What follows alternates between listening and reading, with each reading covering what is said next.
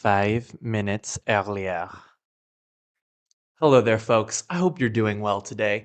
Do you have lanky, skinny arms that you want to whack some meat on? Well, you're not alone. Me too. For the last couple years, I've been mostly training compound exercises with very little isolation at all for the upper body. But I realized that if I ever want to have an honest chance at actually overcoming my long limb leverages, I need to actually slap some meat on these bones. So for the past 6 months or so, I've been isolating my triceps, and today I'm going to share with you one of my favorite tricep exercises, one that I'm giving the name Triception.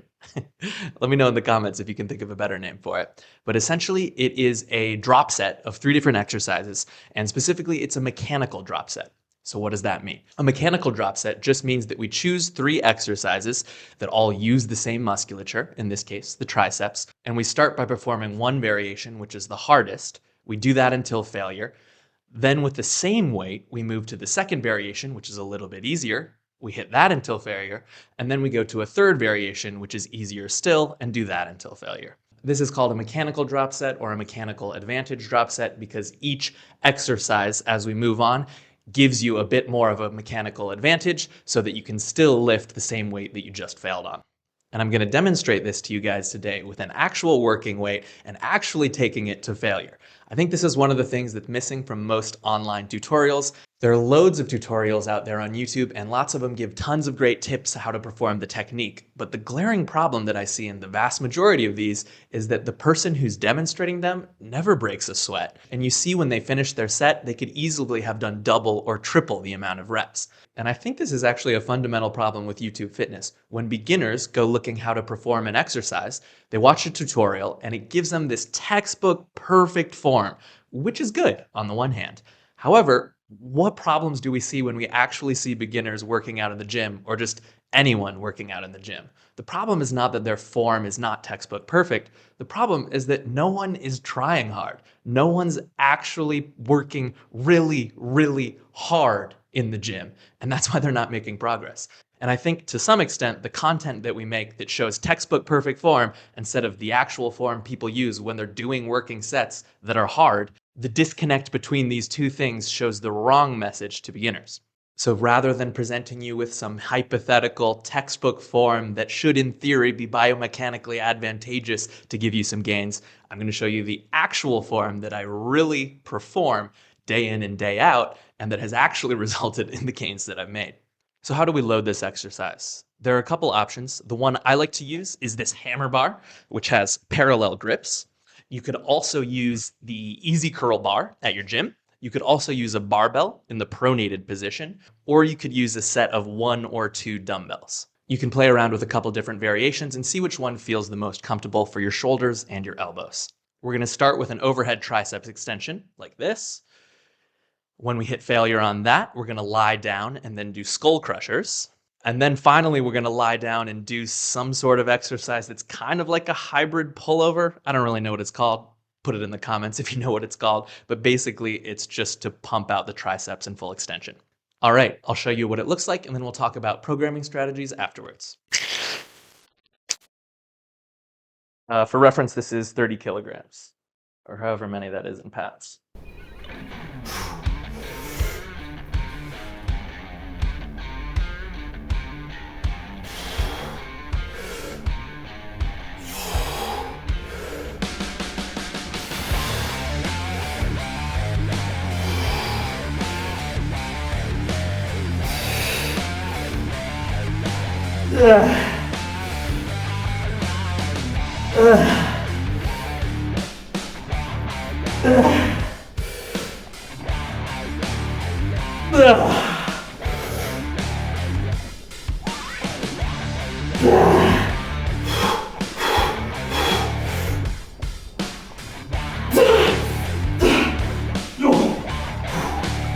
Okay, so that was exercise 1. Now we go for skull crushers.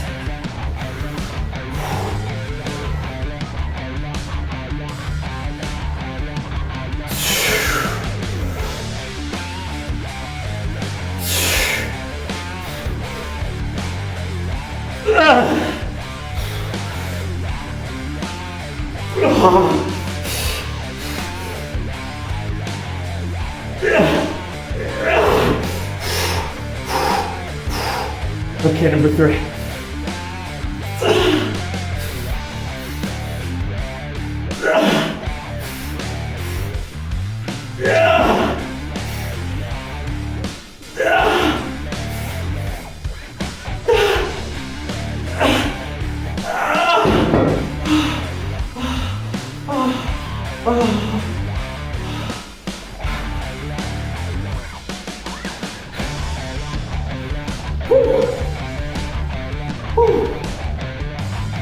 Ooh.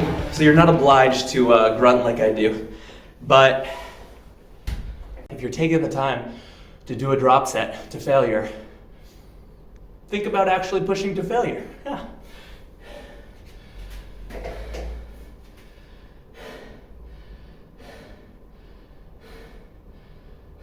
Okay, I'm gonna breathe for a minute and then we'll finish the video.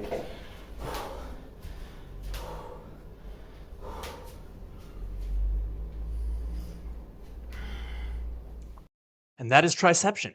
So I think I got about 10 reps on the overhead extension, and then I managed like 4 on the skull crusher, and then a bunch of just like partials on the pullover kind of variation. And let me tell you, I'm cooked.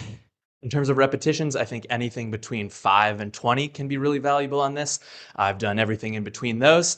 Probably my favorites around like 8 to 10 or so, but sometimes it is fun to work more on that strength end and do like 5.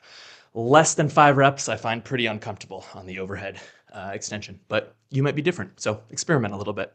In terms of number of sets, you can do just one high intensity set like I just did. So I warmed up before turning on the camera, and then I just did 1 set of triception to failure. I've also done these with higher volume, so in that case, when I do that, I'll do 2 to 4 sets of just the overhead variation, leaving 1 to 2 reps in reserve, and then on the last one, I'll do the triception set with both drop sets. Since this is a triceps isolation exercise, you can just throw this in at the end of your workout, at the end of your push day, or your upper body day, or your full body day, after you've already done your compound presses.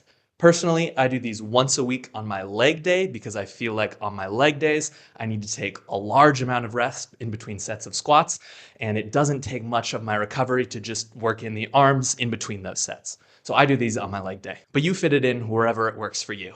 If you're considering adding this to your program, because it's a drop set to absolute failure, it's really intense and it takes a while to recover. So I would definitely start at just once a week. Maybe if you adapt well, you could do it twice a week, but I don't do that. I just do it once a week. The final note to consider is that it does take a decent amount of mobility in the overhead portion and the lying portion at the end. So if you don't have much experience doing overhead tricep extensions, I would start very cautiously with low weight and high reps. And after 2 or 3 weeks of working on it, then consider actually taking it to failure. Thanks so much for watching. Let's get strong for life together, and I'll see you in the next one.